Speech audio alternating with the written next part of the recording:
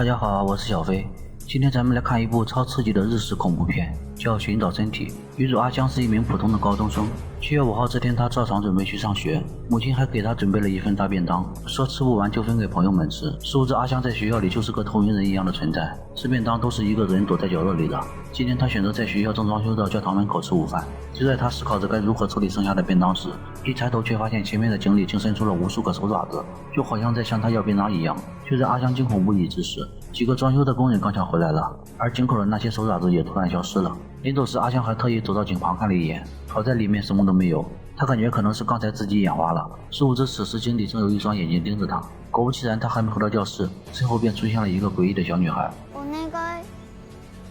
私の体探して。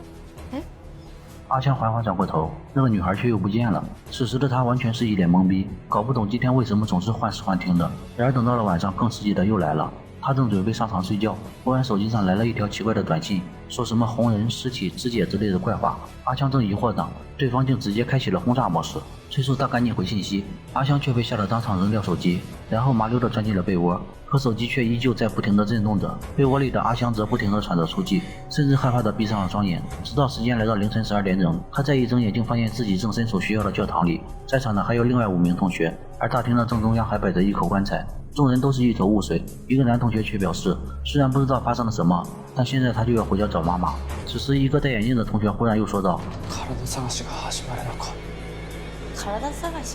众人刚想询问眼镜男这是怎么回事，外面忽然传来了一声惨叫，他们急忙跑出去查看，结果却发现刚才离开的那名同学竟被拦腰斩断，直接领了盒饭。几人见状都被吓得瑟瑟发抖，可忽然又有一个人被从旁边的教学楼里扔了出来，原来是另一名没有跟着出来的女同学也惨遭杀害了。众人还从窗口隐约看到了一个可怕的身影，眼镜男见状急忙大吼着快跑，几人便立马向着校外跑去，可大门早就被锁死了，他们用石头砸了几下也没砸开，所以只好又跑回了教学楼里，并各自找好位置躲了起来。可没一会儿的功夫，阿香就看到眼镜男正莫名的被拖着四处乱撞，最后更是当场饮恨了西北。男同学高广见状，立马拉着阿香往楼上跑，可刚到楼梯口就又看到了可怕的一幕，另一个女同学也被莫名的拖走了，片刻后尸体还被扔了出来。两人被迫来到医务室，高广让阿香先躲在床底下，自己则挺身而出挡在了门口，可一只血手却突然破门而入，直接把高广推出了好几米。接着一双满是鲜血的大脚随之出现，躲在床下的阿香被惨叫声吓得瑟瑟发抖，声音停止后，她才小心翼翼地查看，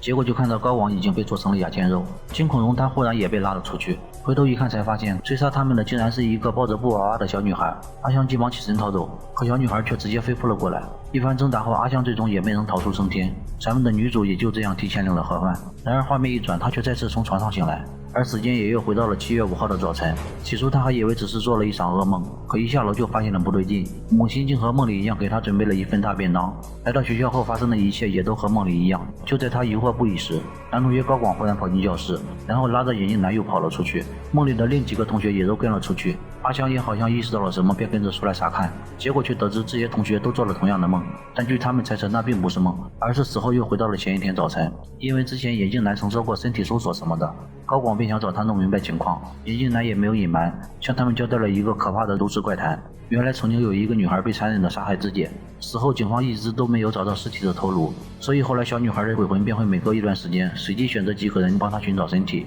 但小女孩又会在这个过程中阻拦并杀害被选中的人，因为只有这样被选中者才能再回到当天复活，继续为女孩寻找身体，一直无限循环，直到找齐女孩的整具尸体，参与者也就能顺利的活过这一天。这次被选中的是他们6个高中生，虽然经历过了一次复活，但到了晚上他们还是非常的害怕，只有男女主还算能镇得住场子。两人首先在一个浴缸里找到了小女孩的一只断臂，可就在他们准备把断臂放到教堂的棺材里时，那个小女孩却又忽然出现了。高广见状急忙把断臂交给阿香，让她先带着去教堂，自己只要留下来跟小女孩单挑。只见他抄起一把椅子便朝小女孩砸了过去，那还是个孩子的他又怎能忍得了，直接跳上桌子就朝高广扑了过去。没想到这高广还挺猛，一番躲闪后竟又抱着小女孩狠狠地砸在了墙上，但还没等他缓过神来，小女孩就以一种极其诡异的姿势爬了起来，然后便像蜘蛛一样迅速爬到了高广身上。早就被吓懵逼的他也不出意外的再次被杀。接着小女孩就又去追阿香了，半路上还顺手杀死了眼镜男等人。结果阿香还没跑到教堂，小女孩就已经追了上来。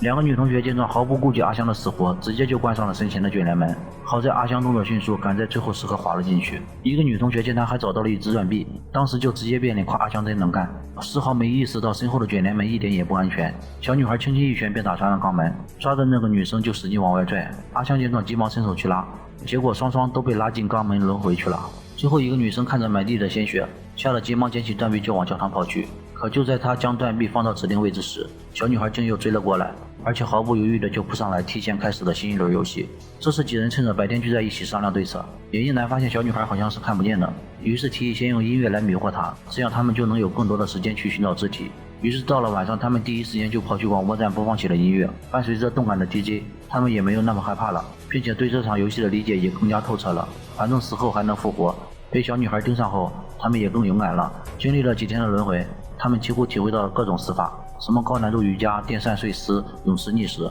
反正是能死的死法都体会了一遍。当然他们也不是白死，反复的过着同一天，不仅趁白天的时间培养了深厚的友谊，晚上的合作也越来越默契了。最终经过几十次的复活后，他们终于找到了除头部以外的所有躯体。可接下来又复活了好几次，他们几乎翻遍了整个学校，却始终找不到头部。所以这时他们想到，如果能搞清楚当初小女孩是怎么死的，或许就能知道头部在哪了。查阅了大量资料后，他们找到了小女孩当初被杀害的那所房子。在这里他们得知女孩生前身患重病，被迫在这所房子里接受治疗，一直都非常的孤独。最后不但被歹人杀害肢解，头部还一直都找不到，所以才积累了如此之大的怨气，开启了这个死亡游戏，选择那些同样处于孤独状态的人来为她寻找身体。接着他们在一个柜子后面发现了小女孩一直抱着的那个娃娃，可刚准备拿出来，小女孩竟忽然打开门，把他们吓了一跳。他们转过头时虽然没看到小女孩，但下一秒却又发现那个娃娃也不见了。这下几人都不淡定了，匆忙地逃出了这个房子。转眼时间又来到了晚上，几人也没有着急去寻找头部，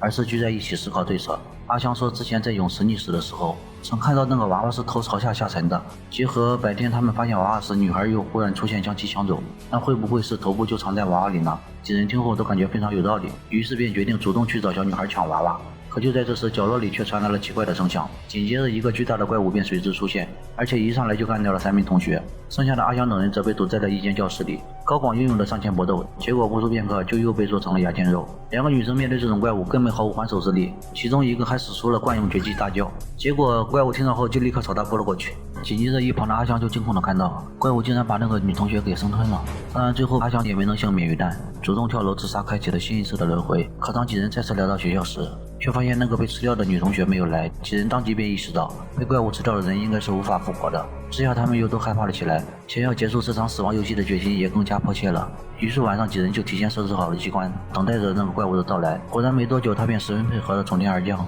但却没有配合他们进入陷阱，并且一上来就抓住了一名女同学。几人纷纷拿着各种器械捶打，但眨眼就又都被干翻了。最后眼镜男虽拼命救下了那名女同学，可自己却被怪物抓住生吞了。其他人见状也没有气馁，而是立马又和怪物缠斗了起来。最终费了好一番功夫后，总算是利用强力胶以及梭子、电钻等工具控制住了怪物，紧接着便要用铁链将其锁住。但此时的怪物双手还能动，几人非常惊险地将铁链绕在了他身上，可就差最后一点无法守在一起。两个男同学拼命地拉扯，阿香见状急忙上前推桌子，本打算把怪物往后推一点，可却不小心被其抓住。好在另一名女同学及时用电锯锯断了怪物的一条胳膊，阿香这才没有被怪物吞掉，铁链也因此被扣在了一起。只不过那名电锯女生却被怪物贯穿了身体。几人见状也来不及悲伤，立马按下开关收紧铁链，可怪物却在挣扎中不小心扯断了电缆，铁链也随之停止了收缩。眼瞅着怪物就要挣脱束缚，一名男同学拿着椅子舍命的去推怪物，阿香则趁机连接上了电缆，怪物也随之再次被锁住。只不过那名男同学又不幸的被吞了。